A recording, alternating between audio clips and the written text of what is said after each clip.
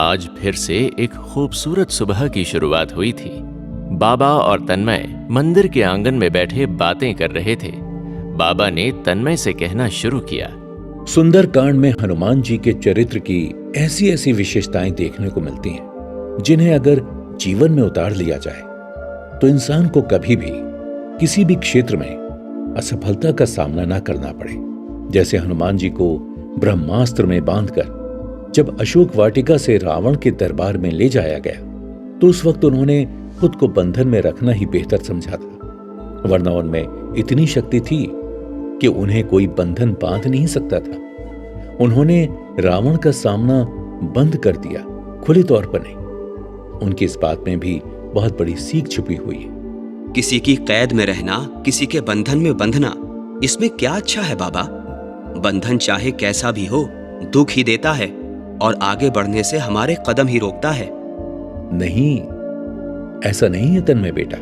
जबरदस्ती में लादे गए बंधन दुख देते हैं, मगर कुछ बंधन ऐसे होते हैं जिन्हें हम खुद स्वीकार करते हैं हमारी अपनी बेहतरी के लिए। ये होते हैं मर्यादा के बंधन, विनम्रता के बंधन, अपनी भूमिका के बंधन। हनुमान जी राम के सैनिक बनकर नहीं, बल्कि राम के दूत बनकर लंका गए थे। उनका काम था रावण को समझाना और उसे चेतावनी देना, और इस काम के लिए उसे बंद कर ही दरबार में आना था। यह समय की जरूरत भी थी और उनकी मर्यादा भी। बाबा, क्या आप मुझे मर्यादा और भूमिका के बंधन का मतलब थोड़ा डिटेल में बताएंगे? मुझे समझ नहीं आया।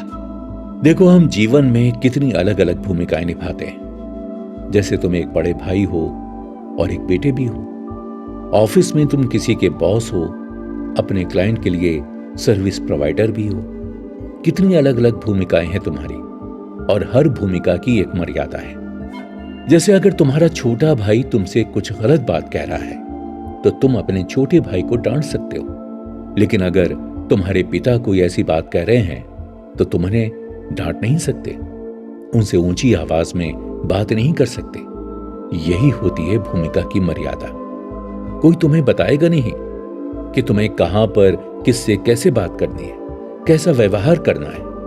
ये तुम्हारे अपने संस्कार, अपनी विवेक बुद्धि तय करते हैं कि तुम्हारी मर्यादा क्या है और तुम उनका कितना पालन करते हो। जैसे समाज में हमारी मर्यादा है कि हम किसी को दुख ना दें, किसी को कुछ गलत बात ना कहें, ऐसा कोई काम ना करें जिससे किसी दूसरे का बुरा हो, सबकी भावनाओं और अधिकारों का सम्मान करें।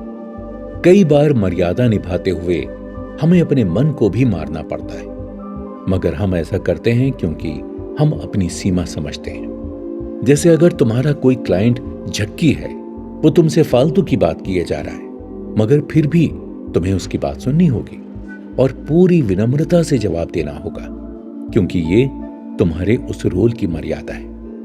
मैं आपकी बात समझ रहा हूँ बाबा। अभी पिछले हफ्ते ही मैं फ्लाइट से दिल्ली गया था।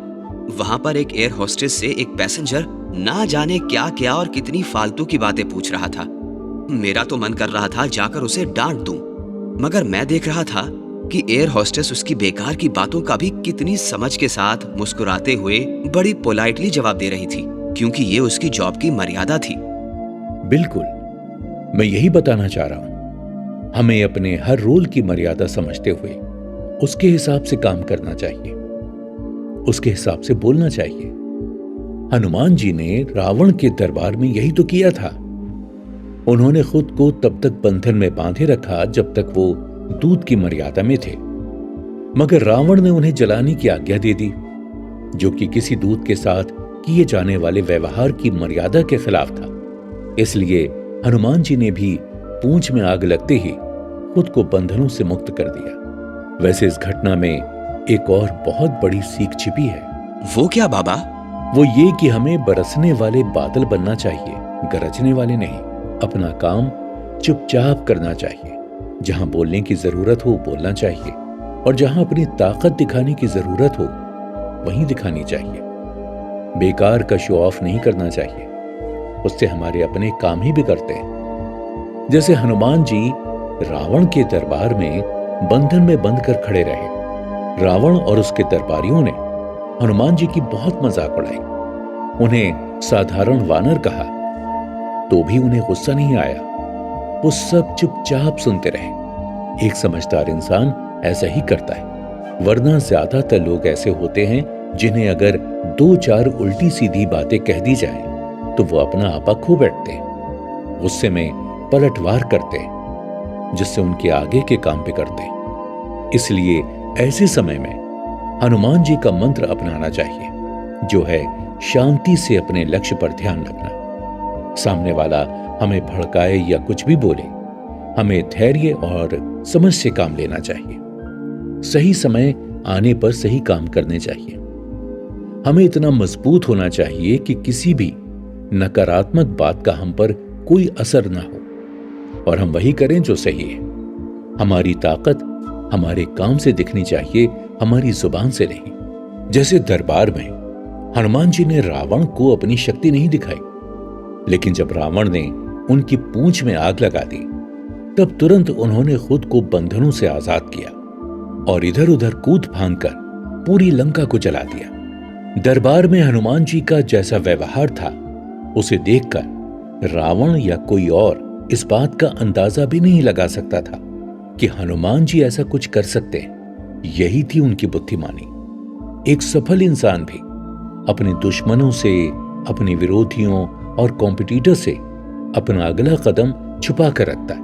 वो अपनी योजनाओं का ढिंढोरा नहीं पीटता, ना ही कोई ऐसा व्यवहार करता है जिससे सामने वाले को उसकी आगे की योजना का पता चले।